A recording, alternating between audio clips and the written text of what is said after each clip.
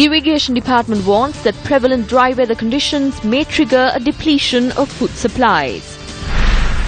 MOUs signed between Sri Lanka and Tajikistan in 4 sectors. A bridge for Vatamadama and a new water project for Balapitia under Phase 2 of the Gamadha 100-day movement. Another ship docks at the Hammagdara port. Protesting employees at the port observe still. Former Portuguese Prime Minister Antonio Guterres sworn in as a new UN Secretary General. Hello there, very good evening and welcome to our Primetime News Bulletin. I'm Shane Silva. And I'm Bernadine Jai Singha. Very good evening to you. Let's now take a look at your stories in detail. The Department of Irrigation warns of a possible food shortage in the country in the near future due to the arid weather conditions. As expected, rainfall was not received from the southwestern monsoon this time around. Sufficient water was not released to irrigation waterways. As a result, the average water levels of irrigation waterways across the country is between 30 to 35%. Water levels of the Parakrama Samudra, Inginimitya, Dadaroya, Lunugambihara and Mineria tanks are at the 50% level. Data from the Department of Irrigation notes that the water levels of the Kaudulla, Kantale, Rajangania, Padavya and Mahakanadarava tanks are between 30 to 35%. The Department of Irrigation goes on to say that as a result of the scarcity of water, cultivations of only 40 agrarian businesses have taken place. The department goes on to add that at present, only 50 to 60% of the total farmlands could be cultivated. Annually, 800,000 hectares are cultivated during the Maha season. However, this time around, only 250,000 hectares have been cultivated. Usually, we cultivate around 2.2 million lands for the Maha season, but this time we can only expect cultivations on 1 million lands, that is almost 50%. Christmas and the New Year are weeks away. The prices of rice, vegetables and fruits can increase. The next expected rainfall is in October. For around 10 months, we will have to use the remaining water for cultivations. We might have to face a water shortage in the future as well. We need to use water sparingly.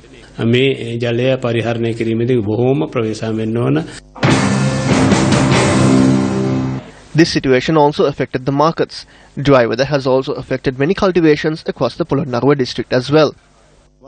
Water and fertilizer must be added on time. If this situation continues, the country will face a shortage of rice. Fertilizer is required at the correct time and we are yet to receive it. They have given us a period of only 14 days. What is received is a very small supply of water. That amount is not sufficient for the cultivations and the farmers will face a serious issue. Due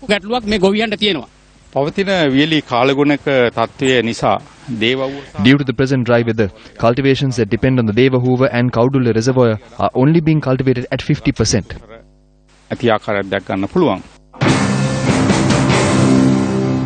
As this situation will lead to a shortage of food in the near future, a majority of those who solely depend on this to generate an income will face a serious economical issue. Does the Ministry of Agriculture have a solution? For areas that have abandoned paddy fields, we have proposed to go in for alternate technology for cultivating leguminous crops. This mainly includes peas. There is sufficient rice in the country to last until June and July.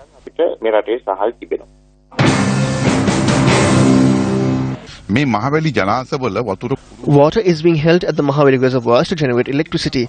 Water for paddy cultivations is being released in a very lethargic manner. There is no management at all. There is no consensus among the respective ministries and the departments. There is a tug of war. Water is available and it is not being released. We cannot be hopeful of a program that would uplift the lives of the rice farmers from the government that shows no regard for farming.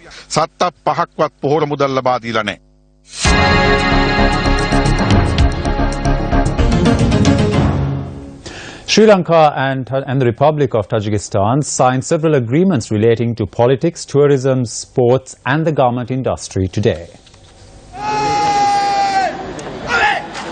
The President of the Republic of Tajikistan, Emomali Rahmon, and his delegation who are in the country were welcomed at the Presidential Secretariat this morning by President Maithripala Sirisena. Prime Minister Ranil Wickremesinghe and Ministers John Amartunga, Malik Samaravikrama, Dayasri Jayasekara and Harsha De Silva were present at this meeting. During the bilateral discussions, the President of Tajikistan said that Sri Lanka could be used as an example for the development of industries such as tourism, gems, garments and sports. In addition to the MOU signed with regard to 4 sectors, a draft was also signed between the leaders of both countries for an agreement on international trade and tourism strategies. President Maithripala Sirisena noted that there is a need to enhance cooperation between both countries for regional security and battling the drug trade.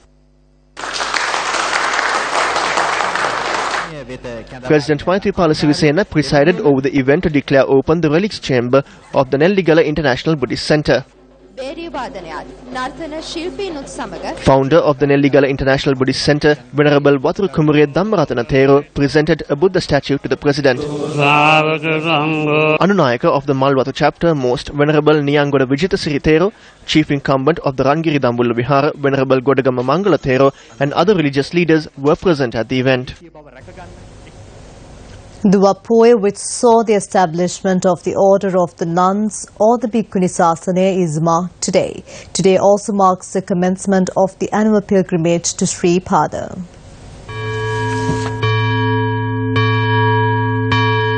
It was on a day like today that Arahat Sangamitta Theruni arrived in Sri Lanka with a sapling of the sacred Jayashri Mahabodhi tree from Buddhagaya on an invitation made by King Devanampiya Tissa.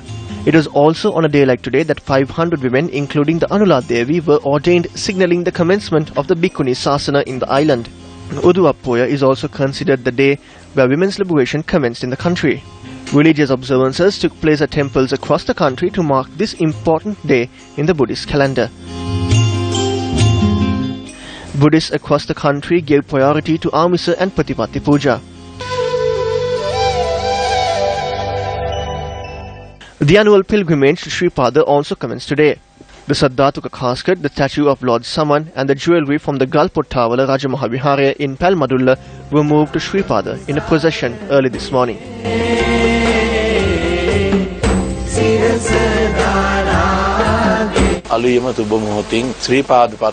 The first ever ritual for this pilgrimage commenced at the auspicious time early this morning. At first there was no large crowds for this, but it is different now. Even before the commencement, the devotees have a great deal of respect for this.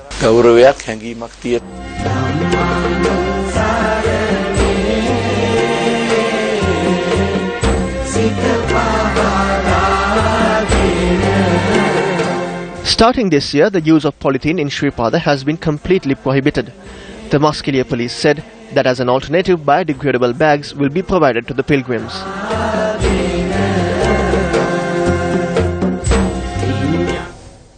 The port of Jambukola or Dambakolu Patuna is an ancient port in the northern province. After Mihindu Mahathero brought Buddhism to Sri Lanka, Theri Sangamitta arrived in Sri Lanka with a sacred Bo sapling 1 year later through this port.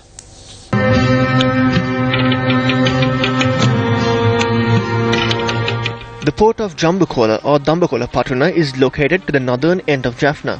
A natural port at the 3rd century BC, Jambukola Patuna was only used for naval transportation. History notes that a nephew of King Devanampiya Tissa named Avitha and an entourage set sail from this port with letters from the king as per a request from Mihindu Maharahat Thero.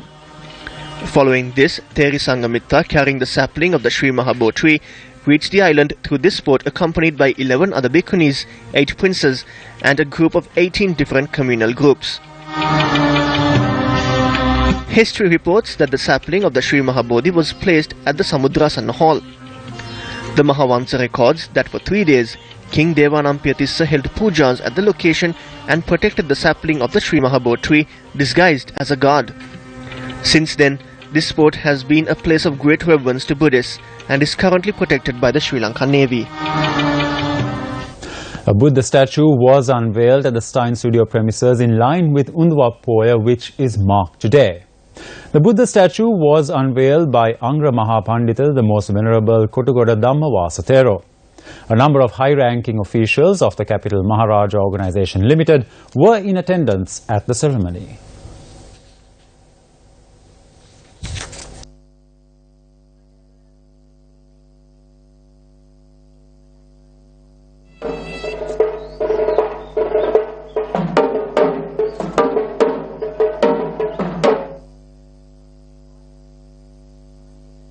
Employees of the Hambantota port who have been engaging in a strike action observed till today. The Satyagraha campaign by these dock workers demanding that they be recruited to the Sri Lanka Ports Authority entered day 7 today. Yesterday the group observed a puja, following which they observed SIL today. A South Korean vessel reached the Hambantota port today after completing its operations at the Colombo harbour. Our correspondent reported that the main function of the vessel was re-exports. Representatives of the private company and their workers entered the Hambantota port from the main entrance in order to provide services to the said vessel. However, it is reported that these workers too had stepped away from their service and supported the Hambantota dock workers. Speaking in Atanagalda today, the Minister of Ports and Shipping made the following remarks on the dock workers' strike in Hambantota. This is being spearheaded by persons who used to engage in politics from Kalutara and those attacked to the Nil Balakaya in Hambantota. These youth were recruited during the time of the previous government for a private company. Some do not have the qualifications to be attached to the ports authorities. The Hambantota port is not the ports authority. They have no understanding on that and are dancing to the tunes of certain persons with political agendas. We have to take a decision in the coming days to give permanent employment to those who come with us. Minister Sajith Premadasa commented on the strike action launched by employees of the Hambantota port. I am pleased about this strike action. I am actually happy about the demonstration. Why? Because this action reveals an unknown secret. What is that secret? The previous government had made 500 appointments. They are not for the Ports Authority, but for a private company. You received these jobs during the Mahinda Rajapaksa era. When you were being provided jobs in companies, why did you not demonstrate before Mahinda Rajapaksa and Namal Rajapaksa at a time when they had state power? Why did you not strike back then? Why did you not step out and chant slogans? There is a reason why you did not. If you demonstrated against those 500 appointments back then, you would end up in the cemetery. The 65th model village in the Hambantota district under the Samata 7 housing program was inaugurated today by the minister. Former Secretary of Defence Gotabaya Rajapaksa left for Japan early this morning along with a group of MPs. Gotabaya Rajapaksa and his delegation were welcomed by a group of Sri Lankans in Japan upon their arrival at the Narita airport this afternoon. Gotabaya Rajapaksa is accompanied by MPs Rohita Abe Gunaradana, Udaya Gammampilla and Niroshan Premaratna. The Mahasangha chanted Pirit to invoke blessings on the group.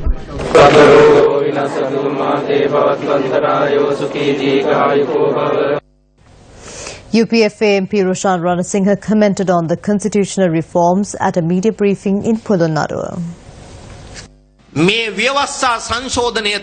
Under the constitutional reforms, the governor has been downgraded to below the level of a secretary of a provincial ministry. In addition, there is the abolishment of the registry of companies. There is a program in place to remove certain powers of the national government and vest it with the provincial council. Another humorous matter is that the president, who is appointed by majority of the country, has to appoint the governor based on the recommendations of the chief minister, who is only voted in by a limited amount of people. This is a dangerous situation. India's former National Security Advisor Shiv Shankar Menon has made startling revelations about the conflict in Sri Lanka in his new book titled Choices Inside the Making of India's Foreign Policy. A report published by Indian media quotes the former NSA as saying in his book that leaders of Tamil Nadu across the political divide privately but effectively supported the Indian government's policy of opposing efforts by the US and Norway to rescue Velupillai Prabhakaran so that his liberation tigers of Tamil Eelam live to fight another day. He goes on to note that by murdering Rajiv Gandhi, the LTTE had caused a shift in broader Indian attitudes, which came to be more in line with those of the Sri Lankan government. On an assessment of the war, Menon notes that the way the Sri Lankans fought the war, though criticized for its brutality in the final stages, might have taken a higher toll if delay and stalemate were brought about. Shiv Shankar Menon goes on to say that Sri Lanka's internal war, which ended in May 2009, had cost the country around $200 billion, adding that this estimate does not include the opportunity cost to Sri Lanka, which was once the fastest growing and most open economy in South Asia. About deaths, the veteran Indian diplomat turned security expert says that between 1983 and 2009, 80,000 to 100,000 people, including combatants from both sides, lost their lives. Among them were 30,000 to 50,000 civilians, 27,693 LTTE cadres, 23,790 Sri Lankan army personnel and 1,155 men of the Indian peacekeeping force. The former Indian NSA says that the final stages of the war had created a little over 300,000 refugees or internally displaced persons, and the war had also left 1.6 million landmines in the northern and eastern provinces. He adds that the real casualty of the war was Sri Lanka's composite society. In his book, Menon notes that Sri Lanka's democracy was flawed by disappearances, killings, torture, detention and widespread human rights abuses committed by all sides in the war, observing, nor was there any sign of an attempt to come to terms with the legacy and result of the war, to undertake real reconciliation. Menon appreciates Sri Lanka's successes in post-war rehabilitation, but adds that peace is more than an absence of violence and the presence of basic infrastructure. And this is where Sri Lanka has failed since the war, he points out, and adds that both the Sinhalese and the Tamils have failed to grasp the nettle.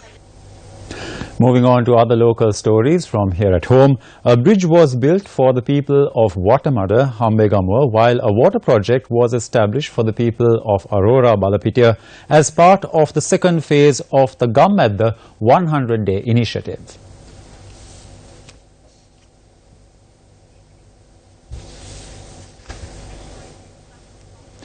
In the meantime, what is the solution to the Indo-Sri Lanka fishing issue? Associate Editor of the Frontline India, R.K. Radhakrishnan, answers this question in the second part of the two-part interview with Newsfirst Krishan Devasigaya. What about Sri Lanka? Will her passing affect Delhi's policy-making decision in any way towards Sri Lanka?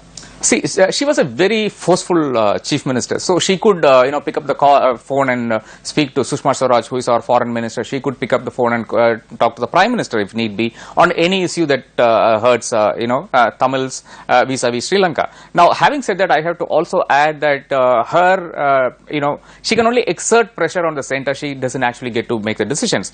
To that extent, the pressure part, yes, there's going to be a problem because O Pannirselvam or anybody who is going to occupy the chair, even if it's Karunanidhi, is not going to have that kind of clout over the central government. Given that, yes, there will be, it will not be the same kind of pressure that Sri Lanka faces. But beyond that, you should see that any Tamil political head, chief minister or otherwise, has to necessarily rake up a few issues vis-a-vis Sri Lanka. First will be accountability for the war that happened from 2006 to 2009. The second thing is firing on fishermen, regardless of whether they cross the border or they are in the Indian side of the border. I don't believe that they fish in the Indian side of the border. I have written about this extensively, that they fish in Sri Lankan waters. The third thing happens to be that, Kachativu. Every politician in Tamil Nadu will tell you that Kachativu is the central to the issue and we have to retrieve Kachativu. These three issues will never go away and will keep coming back into the discourse. Your point on Kachativu, it was an island gifted to Sri Lanka from India, by India rather, during the time of Sirimava Bandaranayake and Indira Gandhi. But now, during the time of Jayalalitha Jayaram, she was wanting it back. What will happen to this? Do you think that will be a major issue between these two countries? Yeah, I mean, the problem happens to be that most fishermen who get caught in Sri Lankan waters or get fired upon keep bringing up the issue of Kachativu, saying that they were fishing very near to Kachativu when they got shot. We were on the Indian side of the border, and that's why the politicians keep bringing this back, Kachativu, onto the table. Now, when G.L. Piris was foreign minister, he has made it very clear that this is a settled issue.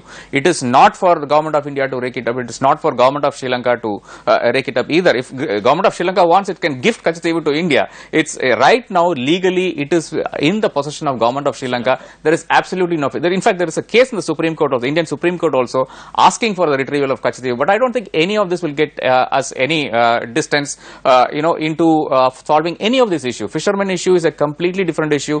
Indian fishermen have to stop coming to Sri Lankan waters to fish, and that is the solution.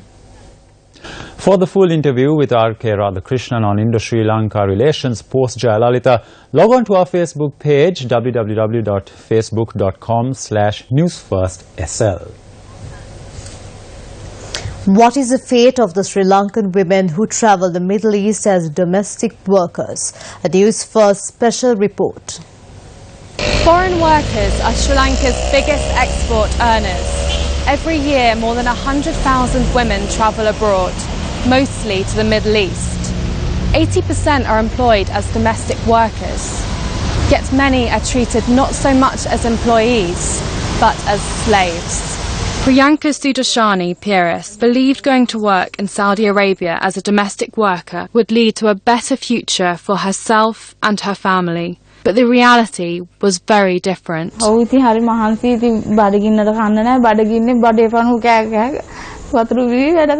පැත්තේ මේ දූවිලි තියෙනවනේ දූවිලි තියෙනකොට හෝ ගාලා හයියෙන් හුලම් පාර එනකොට ටක් ගාලා දොරවල් ජනෙල් වහන්න ඕන. ඉතින් උඩ තට්ටුවෙන් නැගලා කොහොමද එකපාරට ඔක්කොම 10ක් තියෙන ඊට පස්සේ පිටෙන් මෙහෙම තල්ලු කර කර සක්කර බාස් කිව්කේ තල්ලු කරා. තව පොඩ්ඩේ මාව වැටෙනවා. ඊට පස්සේ මම ටක් ගාලා දුවලා ගිහින් පොත බැලුවා මොකද සක්කර බාස් කියන්නේ කියලා. ඊට පස්සේ දොරවල් වහන්න කියලා කියන්නේ. හුලඟේ නැහින්දා. Like so many women who go to the Middle East as domestic staff, Priyanka's passport was confiscated by her employers as soon as she arrived. Not only was she forced to work far longer than the 10 hours she had originally been told, she was also paid less than what had been agreed as well. But perhaps the cruelest aspect of her treatment was this. අරාබි කතා කරන්න දන්නේ නැහැ. මගේ යාළුවෙක් පියන්ත කියලා යාළුවෙක් ඉන්නවා. එයාගේ මාර්ගයෙන් තමයි අපි බාබට කතා කරන්නේ. නමුත් එයා දෙන්නේ නැහැ හරියට මෙයාලා කතා කරන්න. මාස දෙක කතා කරන්න බැහැ වුණාන් පස්සේ මට හරි දුකක් දැනුණා. මට තේරුනේ මෙයා ඇත්තටම අපෙන් සමවරන් ගියා කියන එක තමයි මට තේරුනේ. ඒත් මම අර ඒක දුක කියා ගන්න විදියක් නැහැ ඒක. There is an entire government department devoted to foreign employment. But is the Bureau of Foreign Employment more concerned with protecting Sri Lankan domestic workers or the income these women send back home? The Minister of Foreign Employment gave a mixed response on the Bureau's duty of care to women who find themselves working in unacceptable conditions. You have to understand it's beyond our control, because once they go abroad, and when they are under the care of employer, unless of course they make a proper complaint with our labor sections in the embassies, of course we can take action. Perhaps surprisingly, the minister said they receive no complaints from domestic workers while they are abroad. Some people, when they come back, when they have been sent here, they go to the media and then make complaints. That is irrelevant. You have to make the complaints before they leave that respective country. So that is how, because once they come back here, we can't take any action. But even when workers complain from the country they're in, what kind of help does the Bureau provide to people in need? In part 2 of this story, we find out about the nightmare Samuda and Priyanka had to endure before the Bureau finally helped them. As mentioned a few minutes back, a bridge was built for the people of Watamada, Hambegamo, while a water project was established for the people of Aurora, Balapitiya as part of the second phase of the Gammadda 100-day movement. Let's take a look at that story now. People of Watamada, Hambegamo did not have a bridge to cross over to Rathamalagama or Kukulkatua for a prolonged period. The people of Degelara, Hambegamo, Senugala, Rathamalagama and Kukulkatua have endured numerous hardships as a result.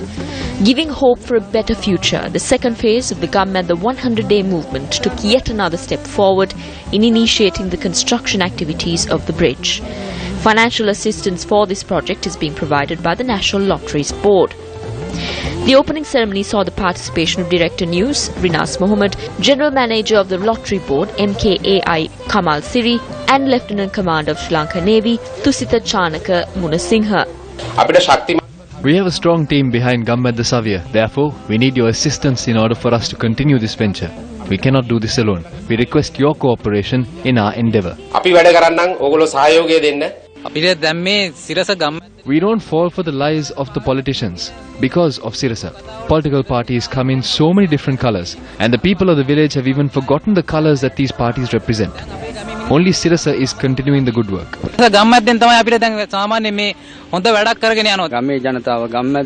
The people of this village spend their time with Gammedda. It is no doubt that Sirasa spreads good vibes and goodwill. We are grateful for the service that is rendered. There are no lies like what is said by politicians. Sirasa keeps its word. We have been going to and fro across these villages by foot without a bridge. Therefore, we are extremely happy about this. I hope that everyone, including the elders and children, could go to and fro without any fear.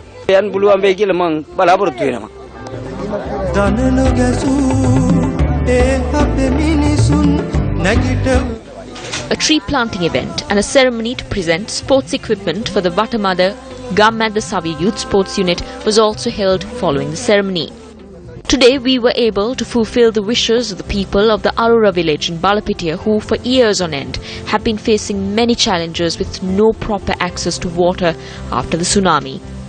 The request, which was presented through a letter 2 months ago, bore fruit today with 300 families benefiting through the water project.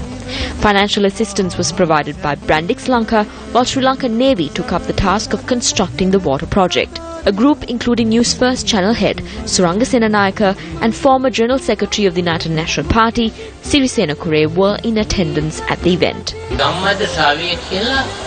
Gammedda Savya has taken the full responsibility. Remember that the entire village has come united without any difference or division, devoid of the division of caste or creed. Therefore, I would like to sincerely request you all to appreciate the service that is rendered by Sirasa.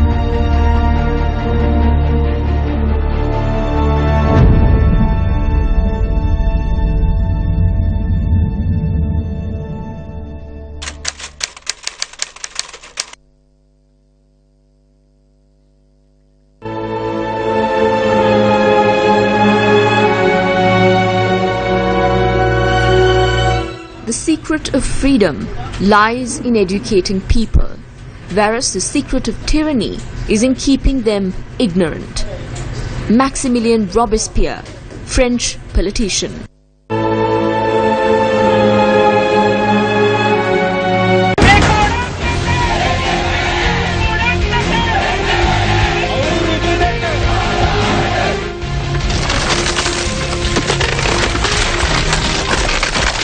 They must ensure that every single decision they take, especially mega decisions with mega commitments, are free of corruption. The President mentioned that over 50% of the deals approved by the Cabinet are covered by ring of corruption. That process must be put into a full stop. In late March 2015, the new government announced that they had, as promised, managed to reduce the price of the Outer Circular Highway project. They announced that a saving of 30 billion rupees was made. The original design called for a 4-lane highway with provisions to enlarge the highway to 6 lanes as and when the traffic demands arose. Meanwhile, on a memo dated the 30th of March 2015, the ministers have been asked not to accept any unsolicited bids as a matter of policy. Very significantly, Cabinet also agreed that the cost savings made by changing the scope of work, amounting to approximately 30 billion rupees, be utilized by asking the same contractor, MCC, to build the initial section of the Kadawatha-Gampaha extension of the OCH Phase 3. There was no tender procedure for the awarding of that component of the work. The same contractor is retained, the same project value is retained, the same rate is maintained. What has transpired is that the 6 lanes have been reduced to a fixed 4 lanes without scope to enlarge later, and the Valisara interchange being removed. The cost savings have not been accounted for as well. Yes, I think one of the really sad things for those of us who came out against the Rajapaksa government for a variety of reasons is the excessive corruption of this government. We supported Maithripala Sirisena, and I believe he is still sincere. There was also this business of the circular highway, when they really attacked the last government for its association with the Chinese and claimed that, 90% was corruption, and they had cut down the cost. It turned out they cut down the cost by cutting down the highway. But then they proceeded to give that contract to the same firm, and it was an unsolicited bid. And it was absolutely outrageous, because if you look at the amount they're paying, it's far too much. They have also failed to institute the safeguards that they themselves said are essential. This went as an unsolicited bid. That means that the contractor has been named and the contract has been awarded for his rate. They negotiated to reduce the value. The distance increased by 1 kilometer. The value increased by 12 billion. What was the negotiation? What savings has it earned to the country? Has it been audited? The bond scam caused losses of billions. They have now reduced the word billion to a common term. These frauds of billions of rupees will continue even in the future. Billion ගණන් වලින් වෙච්ච වංචා මේ විදිහටම ඉස්සරහට සිද්ධ වෙනවා. Former Portuguese Prime Minister Antonio Guterres was sworn in as the 9th United Nations Secretary General, pledging to personally help broker peace in various conflicts and reform the 71-year-old world body to become more effective. With that, we wrap up Primetime News. Up next is News1st in Focus. I'm Bernadine Jazz Singha. And I'm Shayan Silva. Take care and good night.